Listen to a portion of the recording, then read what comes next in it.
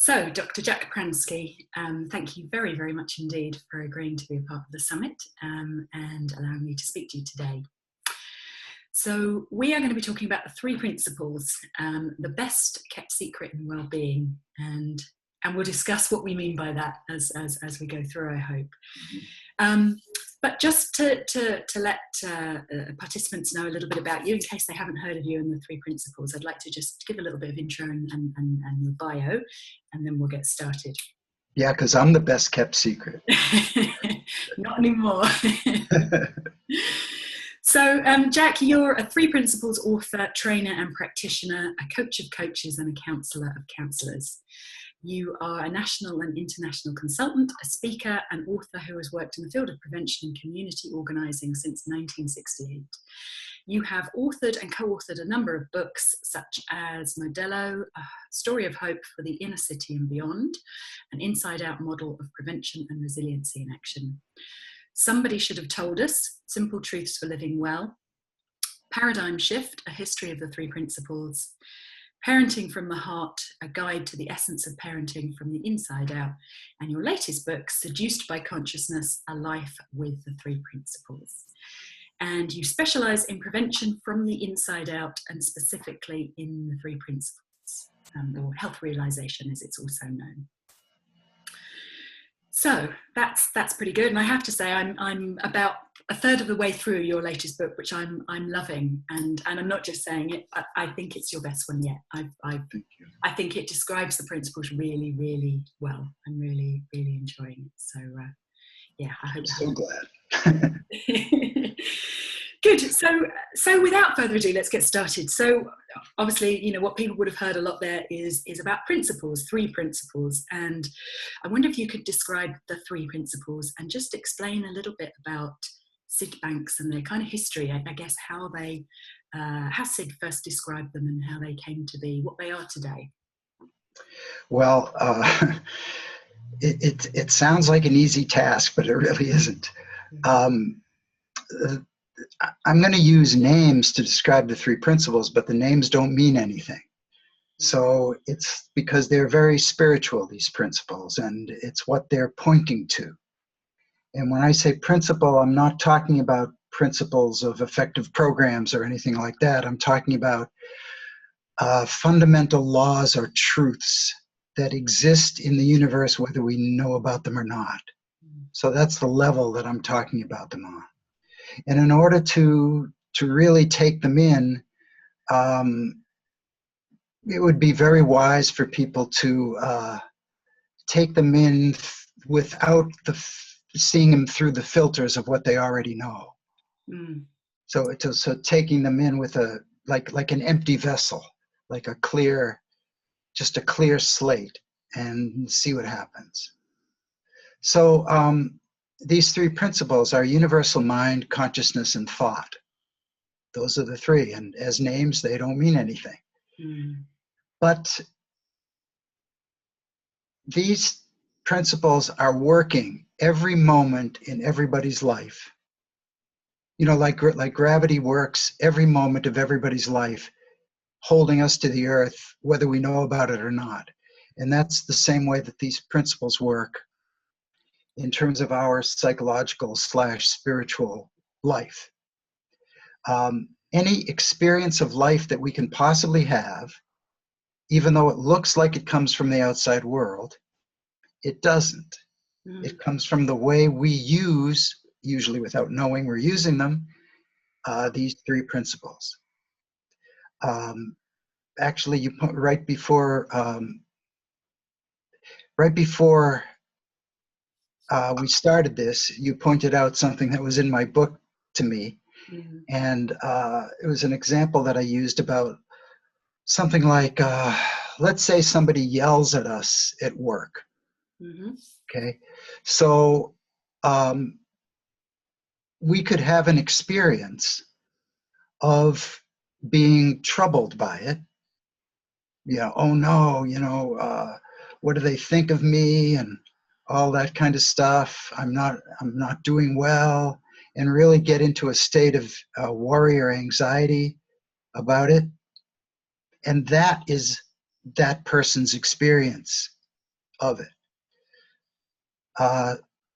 We can be yelled at and have a thought, well, that's their problem. It's got nothing to do with me. They don't know what they're talking about. And we would feel neutral. That would be our experience of it.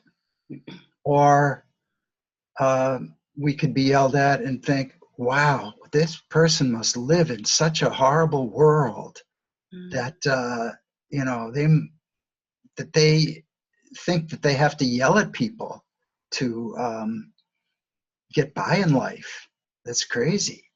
And we can have compassion for them, and that becomes our experience. Or we could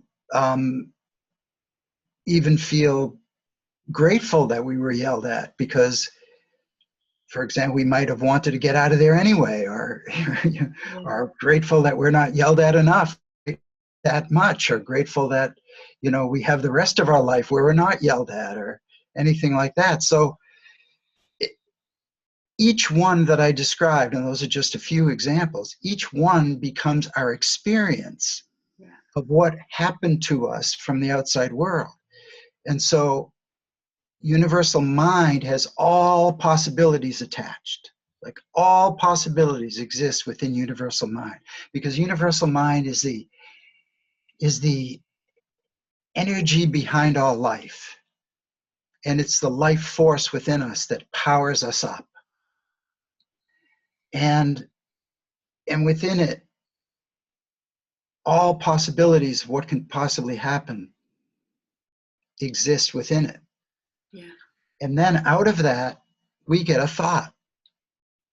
We have this incredible creative gift of the power of thought to come up with anything. We can come up with anything.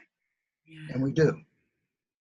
And then we have the power of consciousness, which takes whatever we're thinking, sends it right through our senses, and makes us feel it. So we would swear to the reality of it because we feel it so much. And that is all that's going on, basically, all the time, even though we're not aware of it. And we get bummed out because we think it's the outside world doing it to us. Like whether it's somebody who yelled at us, like that other example, or a circumstance that we grew up in our life, or a situation that we find ourselves in now. It only looks like it's the outside world doing it to us. But it's really the way we've used our own thinking coming into consciousness out of all the possibilities of mind. And that's what gives us our feelings, what we call our experience, what we call reality. And it's very humbling, really, when we catch on to this.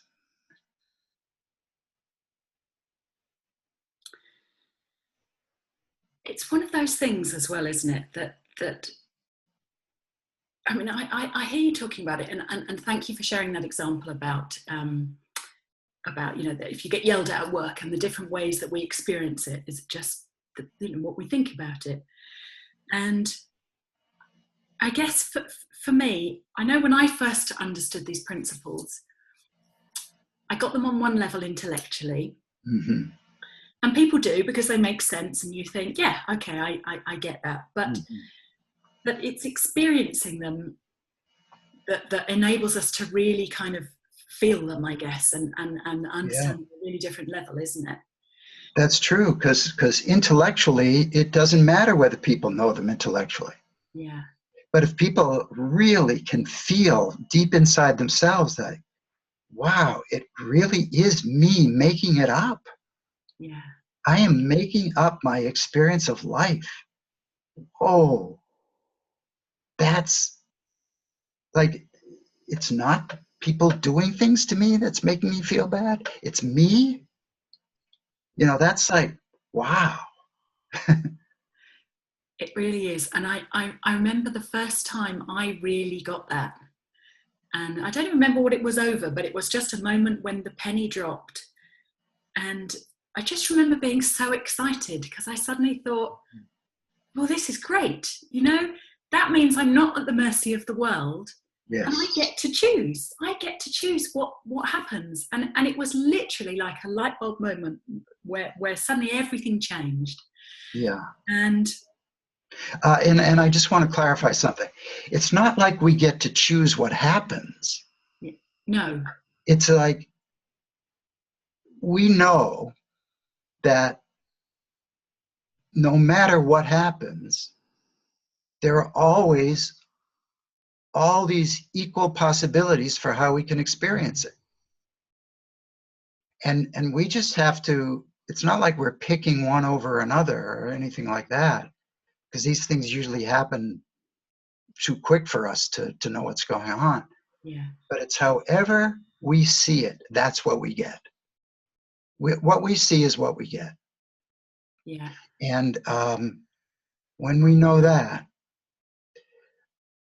it makes us wonder, like, what we're willing to put up for ourselves with, you know, in terms of what we get. Mm. I mean, we are in a position of creating a life of misery, anxiety, depression, bother, worry, all those things, or we're in a position of creating a life of joy, well-being, peace of mind, love. And the interesting thing about the ones I just mentioned is this is the other thing this is the other most amazing thing about the principles to me. We don't really have to do anything to be in a state of peace of mind and love and joy. Because if we weren't thinking the other stuff, we would be there automatically. And that to me is the most comforting thing that I know. That when our mind shuts down of all of its typical thinking, you could say, all of our typical habitual type, egoic type, fearful thinking, what's left as an experience but peace of mind, love, and it's like the pure incubator emptiness from which wisdom springs. So when our mind clears, we get these thoughts of wisdom in the form of insights that come up from out of the blue. We don't know where they come from, you know, but all you have to ask yourself is, where are you or what are you doing when you get your best ideas? And reflect on that, and people will, you'll see that it's when your mind calms down. Absolutely. And I remember having a moment actually when I did my training with you, and I remember sharing this at the time, but it was exactly as you'd said it, about that innate well-being. And I remember someone was saying how they were always kind of looking, but if I can just, you know, find the thing, then I'll be okay. And I remember listening and kind of thinking, yeah, I do that. And I just, out of the blue, exactly what you said, out of that beautiful innate wisdom that's always there, I suddenly thought, oh, I'm actually okay. I'm always okay. Yeah. And I really, really got it in that moment, and realized that it's not something you have to go and look for. It is literally always there. It's just, if you can get past your thinking for a second, you can see it. And again, I remember that moment, Julie. I do. I think I burst into tears after sharing. Yeah.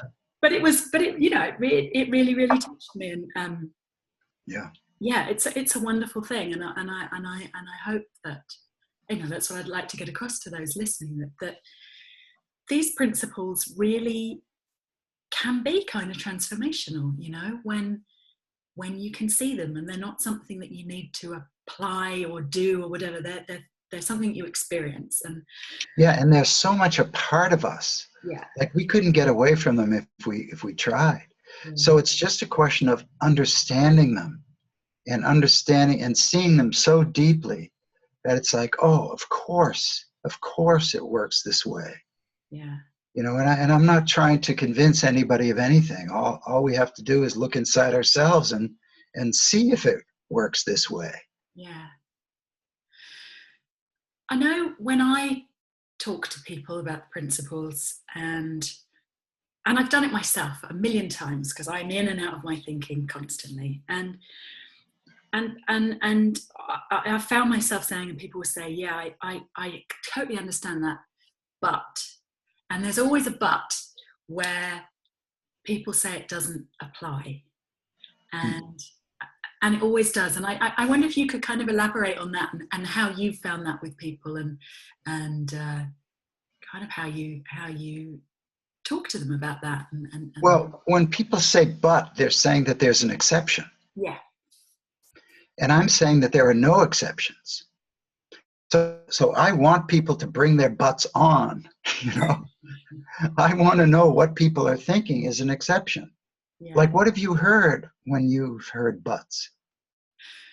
Me personally, well, it tends to be where, you know, something bad has happened to someone, something that has been very painful or violent or unpleasant, or just something that's been very difficult for them to deal with, and they know that, you know, in their hearts that it's been an awful experience, and I guess especially where it's something that they know is no fault of their own, and that they couldn't, you know, something that happened and it was out of their control, and they say, but this happened and that made me feel bad, you know, it was the event, you see it as the event. Right. Well, so my house just went through the hurricane in Florida. Yeah. Just Hurricane Irma. And I have been away from my house for like 3.5 months. And as it looked like the eye was approaching, and that it was going to go right over the top of it, Yeah. and I wasn't there to do anything, I suddenly had the thought, uh-oh. Like, okay, am I supposed to prepare for a flood? Or am I supposed to prepare for a tree going through my 3 sets of glass doors, sliding glass doors? Yeah. You know, you got to get everything off your floor. If it's a tree going through your glass doors, it's like it brings the hurricane right into your house, and so you need everything in a closet, or, you know, locked away as much as possible. I didn't know which one of those things was more likely to occur. So I started worrying about it. Yeah. And all of a sudden I realized, wait a minute. I have a neighbor who's like looking at my house. So I had her get the things off my back porch, and, you know, that could possibly blow around and blow through a window or something like that. And then I just thought, well, I'm going to guess. Consulting with her, I'm guessing that there's less of a likelihood of a flood than something blowing through my glass doors.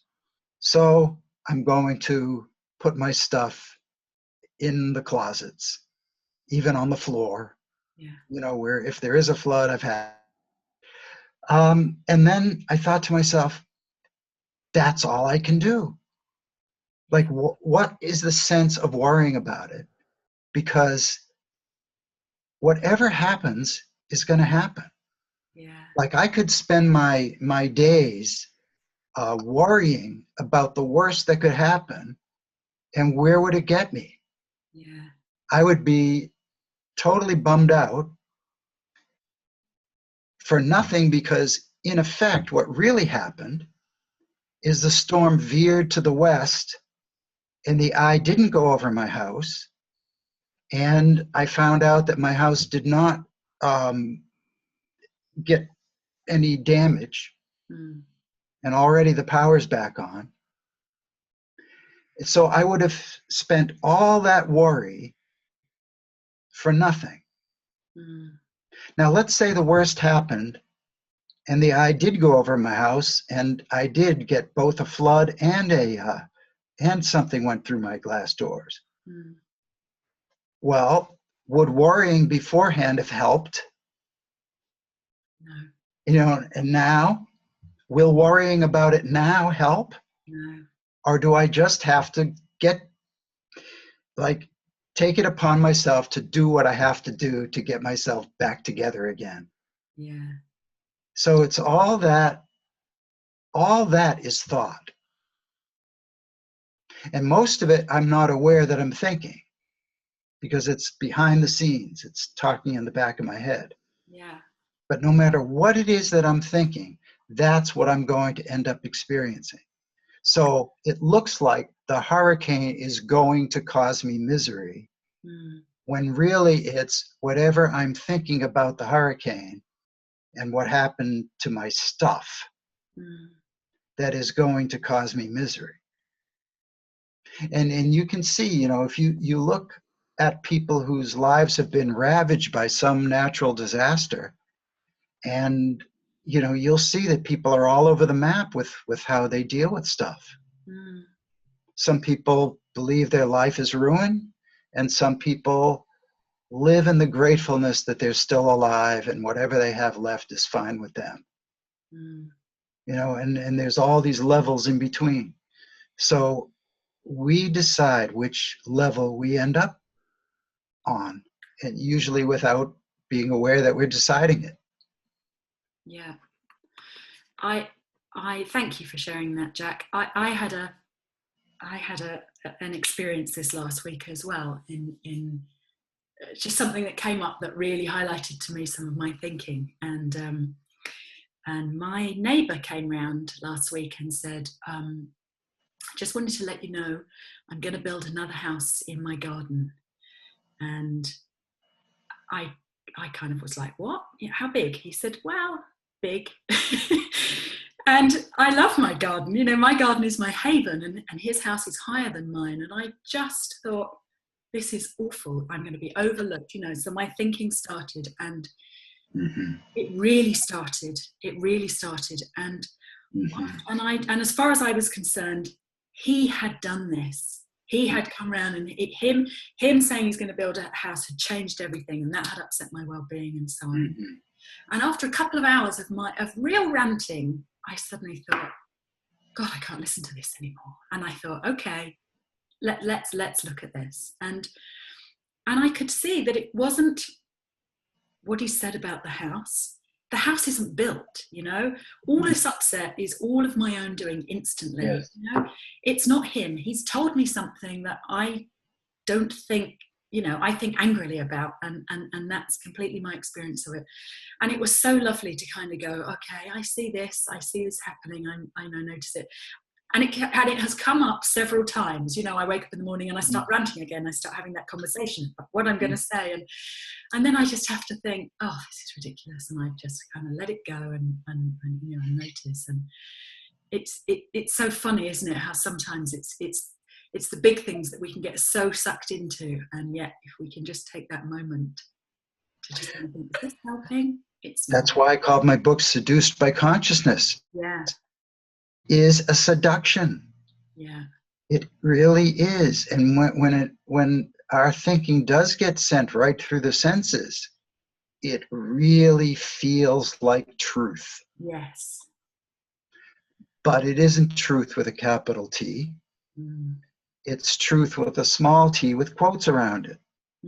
We're deciding what is truth for us. And you know, within the three principles, we're not saying that there's a right or wrong way to think. We're not saying there's a good or bad way to think.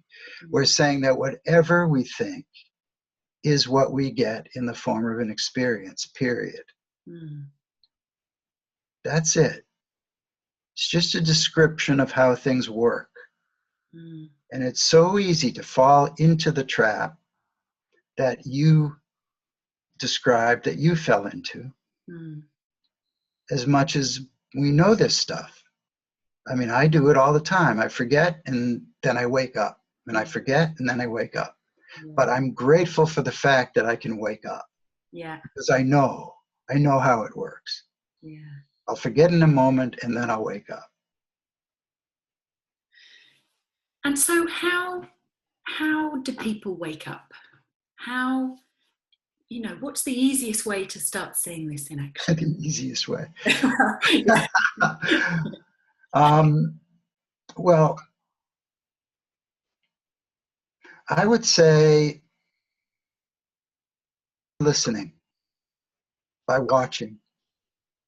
Because one thing about the three principles that unnerves some people is that there are no techniques. There's nothing to do. There's just opening our eyes to how it really works. So as self-serving as this sounds, you can read my book, Somebody Should Have Told Us, or Seduced by Consciousness, which is a way to see how it all works. And to go to the source of it, which is Sydney Banks, who has also written a few books, and like, for example, The Missing Link. And just keep reading, keep listening. There are some videos and audio files out there, and there's a site called Three Principles Movies that where a lot of people who have gained this understanding are talking. And so it's just a question of exposing ourselves to it. The more we expose ourselves to it, the more we have, the better the opportunity is for us to see it deeply within ourselves through our own insights. And that's what I would say to that. Thank you. I know the way I approach it. It's like you say, it's not an approach or a technique. It's a kind of way of being, isn't it? It's just a kind of noticing in every moment, but kind of for me, it is noticing. And what I tend to notice and what I tune into is how I feel. And as soon as I don't feel great, I think, oh, okay. And that's my sort of cue to just stop and take a moment and see if I can really see the situation, or just see a different perspective or gain an insight. And sometimes I can't. But a lot of the time I do. And it might only be for a short time, but that's something that certainly helps me. It's that noticing and just knowing that your feelings are always telling you what your thinking's doing. Yes, and that's the important part of that, is that when we feel something, like if we feel anxiety or jealousy or whatever it might be, whatever the emotion that we feel, it means our thinking is working in such a way that we're getting that feeling. That's what the feeling means. We are using our thinking in a way, being picked up by consciousness in a way that is giving us. And if we weren't thinking it, we wouldn't be feeling this. Yeah. And that's where it gets really humbling, Yeah, and it's so lovely to see it in action, isn't it? Sometimes it can be really funny to kind of go, oh, I see it, when you have something. Let me just say, I'm looking at the tapestry behind your head. Yeah. And I think it's a tapestry. Yeah. Yeah. And that's how this started. Like Sid Banks. Yeah. Ordinary guy going about his business. Not a very happy person. Out of nowhere, he sees how it all works. Like in a sense, he saw how the three principles work in every aspect of our lives. And so, boom, this amazing experience of enlightenment happened to him. And then all those little dots around the center circle. So then he started to talk to people about what he saw. And then they caught on to what he was talking about. And then those other things that are going out, they then started talking to other people, and then that's how this whole thing has spread right from the beginning. But then why do you think it's still the best kept secret in well-being, as we've called it? Because I know you said it in your book, Seduced by Consciousness, how you were very much on a spiritual path, and then when you learnt and understood the principles, wasn't anything that you needed to sort of keep looking for, you found it. And that's absolutely been my experience as well. It's once I found this, it was like, for me, it's been like the highest truth, and there's nothing else that I need to look for on top of that. It always comes back to this, and the answers are always there if I just understand where my experience is coming from. Mm-hmm. And so why do you think that more people don't know about it? Well, a good example is, a lot of people know of The Secret, which came out some number of years ago, made a huge splash, and now where is it? Yeah. It's like, this is different. It takes hold one person at a time. Yeah. Takes hold solidly within them, one person at a time. It grows very slowly. Yeah. But as it's growing, it is very solidly in place in people's lives. And, when people gain a deep enough understanding of it, it takes hold of you. I mean, it's just, that's what it is. It's just part of your life, and you couldn't get rid of it even if you wanted to. Mm. And so the question is, it just hasn't reached a critical mass yet. Mm. Someday it will. I have no doubt in my mind. It might not be in my lifetime. I'm getting old. It might not be in my lifetime, but at some point it's going to reach a critical mass, because this is truth about the way things work. Yeah. And, I don't expect people to say, oh, he's saying it's truth, but, it doesn't matter.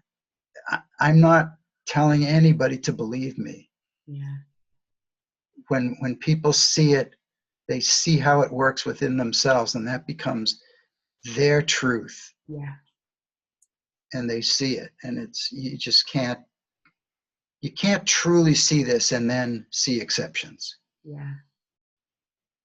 Yeah, you're absolutely right. You are absolutely right. So we're nearing the end of our interview. So I wonder if we could sort of. I know. I could talk about this for a lot longer. Yeah. But maybe just to finish by saying, the premise of this summit is about, it's called Breaking Through the Void, because we seem to be living in very uncertain times right now, and it can feel really uncomfortable for people to see all this change and uncertainty. And, when things aren't just working as they always have done, things are slightly different. And of course, we're going through all of the weather phenomenon that we're experiencing right now. You've just said about Irma that's just gone through, and Harvey, and these catastrophic floods in Asia. And then we've got things like American and British politics, which, for want of a better word, feels bonkers right now. Yeah. And, this can really make people feel unsettled and so on. So how can people use the principles to, when they're faced with that sort of worldview, what would you say? Well, the first thing is to realize that no matter what craziness is happening in the world, whether it's person-made or whatever, yeah, it can only affect our well-being to the extent that we allow it to affect our well-being with our own thinking. Now, that is separate from anything we might want to do to stop the craziness. Mm. So there's things that people, what would wisdom tell us to do? wisdom is always speaking to us. We just can't hear it because of all this crazy thinking that's going on in our head. But so when we calm down, all right, what can I do about global warming? What is the best thing that I can do about it? Allow wisdom to speak to me. What can I do individually? What can I do in my community? What can I do globally? It's a totally separate issue than how we end up getting affected by it. You know, we get affected by it because of whatever way we think about it. We get, in fact, it was thinking that got us into this problem in the first place. You know, and it's going to be thinking that gets us, but not thinking from the same level that we created the problem. It's going to take wisdom to get us out of this.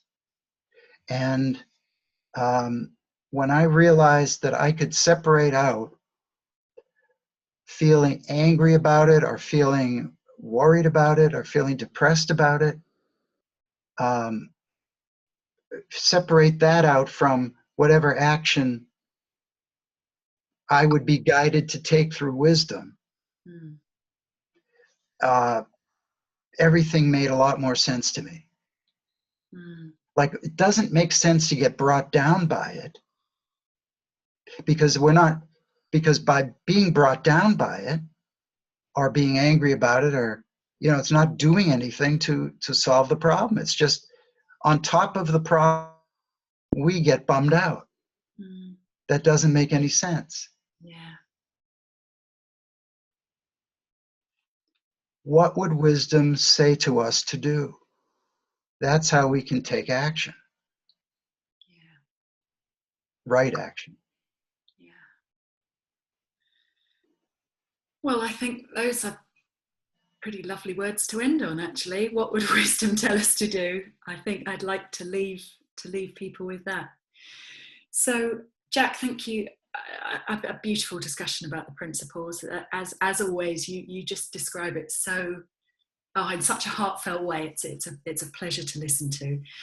I know people will want to find out more about it after that. I know I would if I was listening. So I will include, or have included, a link to your website on the speaker bio page, and to the other resources that you said about, like 3 Principles movies and so on. And just to say, I would recommend to anyone that read one of your books, or one of the other books by any of the sort of principles authors, because they'll enable people to just gain some insight and see it from their own perspective, and like you say, kind of open that door to seeing what is, you know. That's how it all starts. So thank you. Right, thank you. It's a pleasure, as always. Thanks very much, Jack. Okay. Bye-bye.